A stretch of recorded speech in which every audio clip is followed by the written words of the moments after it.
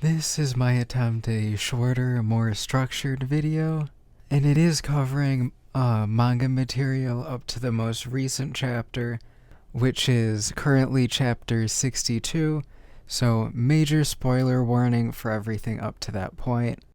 There will also be some connections to my cycle theory later on in the video, so I would recommend checking out my videos on those. The purpose of this video will be analyzing Wazukyan's character traits and what his inclusion reveals about the future of the series. I haven't seen much discussion about Wazukyan besides people being generally confused about his role in the story and not really very concrete understanding of his character outside of the Ganja arc. So I hope that what I talk about here will help some people out there understand and appreciate him more, and also this series as a whole more, and the whole Il Blue arc. And I am going to be splitting this up into 3 main sections, talking about traits, and then all about his deathbed speech, and then about what the future could bring.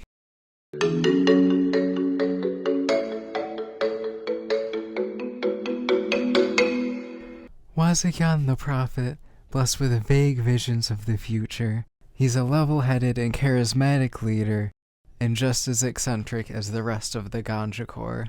His ability to see glimpses of the future allows him to better convince others and provides tactical advantages, although the vague and incomplete nature of these visions and his willingness to follow through with them unquestioningly and very impulsively can be both a blessing and a curse to those around him and to himself.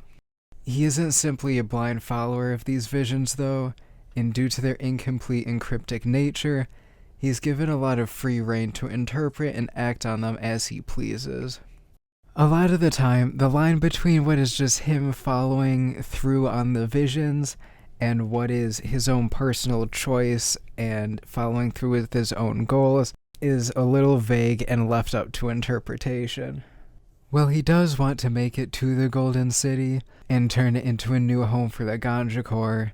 As deduced by Rico in the group's confrontation with him, this is just a surface-level excuse, with his true ambition being to continue adventuring into the abyss, making him very similar to Rico.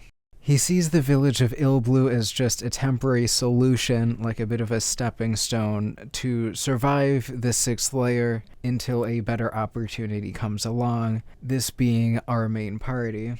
He trusts in his prophecy to bring this to him, and as he is the one gifted with these visions of the prophecy, he believes that the prophecy must be for him, like his prophecy and the prophecy of the Ganja Corps. Being only the 2nd antagonist in the series, a lot of comparisons can be made between him and Bondrewd. Both are deceptively calm and charismatic, and are willing to do whatever it takes to achieve their goal, morality be damned. In the Ganja arc is when the two are the most similar, with Wazukyan doing what he does to help others, similar to how Bondrewd only did the bad things that he did to pursue science and to bring more developments for the city of Orth and other countries. And also, Wazukyan takes a very active role in the story here, compared to later on. The Wazukyan that the group meets, though, is not the same man that he was 150 years ago. Well, he is still kind to his people and charismatic. He's a lot more malicious and plays more of a manipulative role, moving the cast around like pawns with the guidance of his prophecy. And he is more directly focused on pursuing his own goal rather than purely the visions and the survival of the Ganja Corps. The way that he's written reminds me a lot of the way that the antagonist in Part 8 of JoJo's Bizarre Adventure is written. I won't get into spoilers, but the main thing is that, like, it takes the audience in mind, and the way that the story portrays him is as just, like, a kind person until you realize that there's more going on. Like, even before the group or the audience knows about the fact that he is the antagonist, he's already started pulling the strings and putting his plan into motion. And while it seems minor and downplayed at the time, when Wazukyan arrives at the end of the luring, and Riko brings up the fact that Nanachi is being held captive in Bailov's house, Wazukyan tells her to bring back a piece of Fopta, and that could buy back Nanachi. And this is ultimately the event that starts the chain reaction resulting in the breaking of the wall. He definitely knows that the village will have an adverse reaction to Fopta being brought in, since even Vueko knows about it too. And him arriving at the right place at the right time to suggest this is far too coincidental for someone who can literally predict the future. Well, past Wazukyan acted perfectly in line with the prophecy and only did what he needed to survive. Current Wazukyan is focused more on his own plans, and he still does use the guidance of the prophecy to hopefully further these plans, as he assumes that the prophecy is for him. But this want is a lot more selfish, and it's like a need to fulfill his own personal wishes. And he is still willing to do morally questionable things, like sacrificing Riko, in order to pursue this. Although, unfortunately for him, this hope was not rewarded.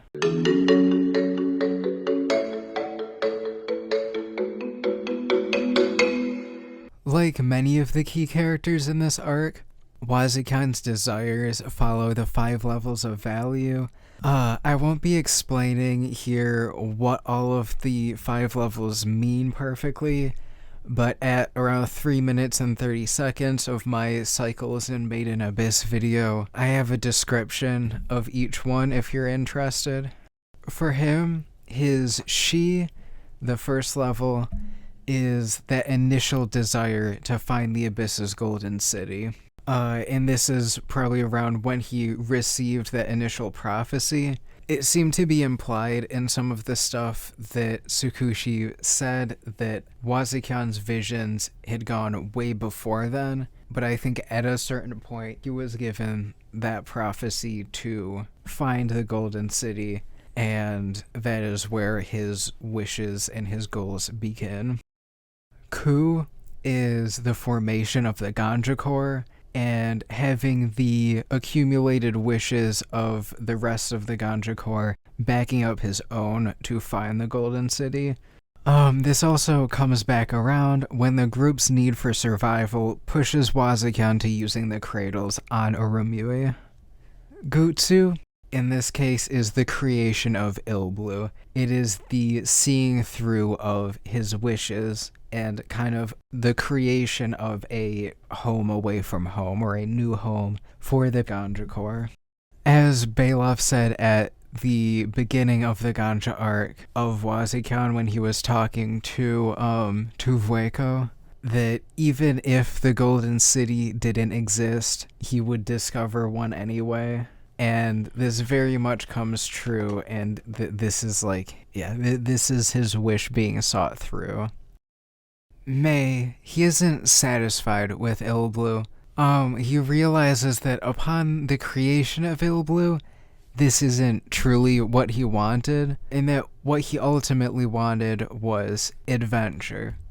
As Riko notes, why would someone like him, one who has delved past the point of no return, stop at the entrance of the abyss, essentially? All of the events of the Ilblue arc fall under Mei, I would say, of realizing that his goal is truly adventure, and him trying to see this through. And that adventure ultimately being the same as Riko's, that simple desire for the unknown.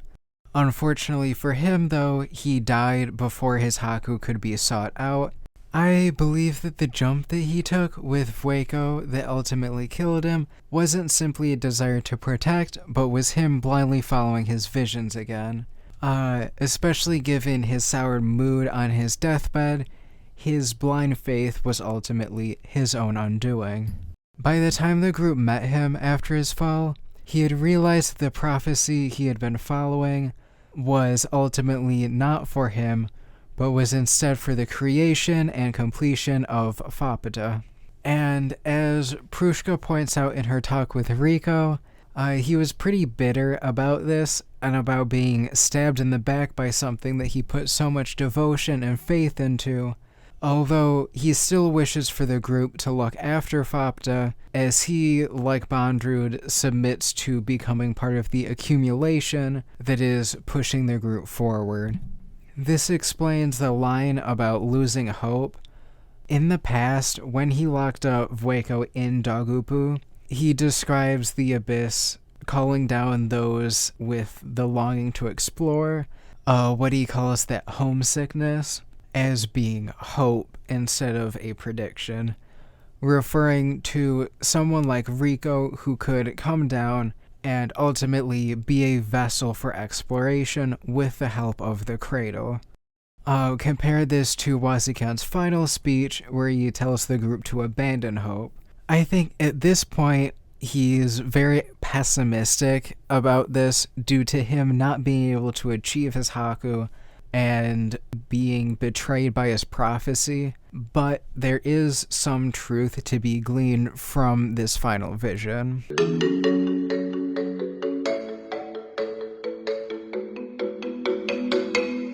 The biggest thing revealed by Wazukyan at the end was something that I had missed in my original Cycles Theory video, but it is another way that the arcs progressively scale up as they go along. He mentions that something more terrifying than a dream gone unfulfilled waits beyond the Golden City.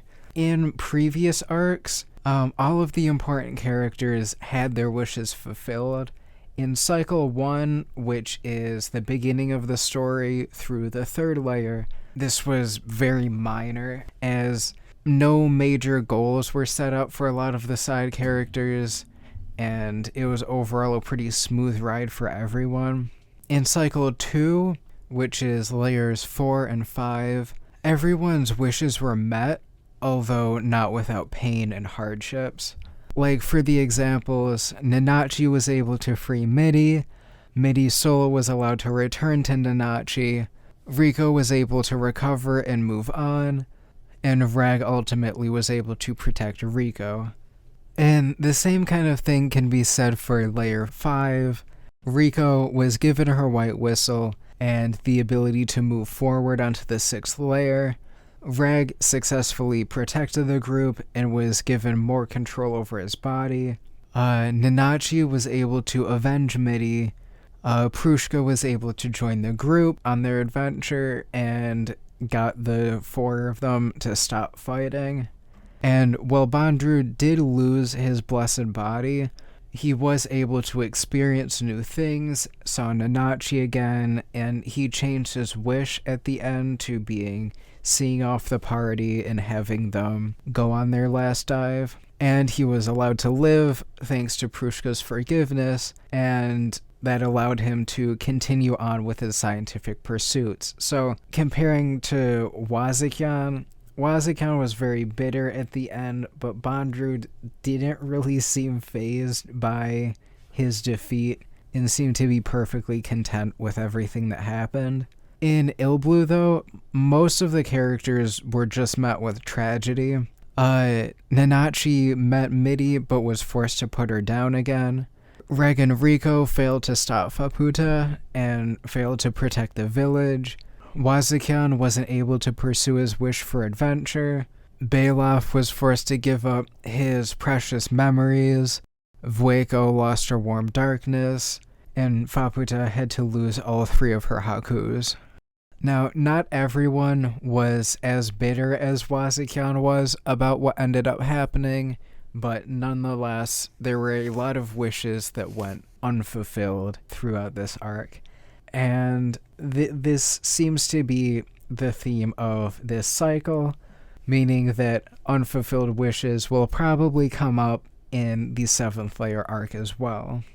And then for the future, in cycles 4 and 5, we will likely see something far worse than this. I'm not sure what yet, but Wazukyan seems to know that there is something worse than unfulfilled wishes that will come further down, likely affecting both the main party as well as the side characters. Also, this prophecy ultimately being about Faputa raises a lot of questions. Who/what was giving Wazukyan these visions? Like, why do they need Faputa to be completed? Is there a deeper purpose to Faputa having 3 cradles of desire?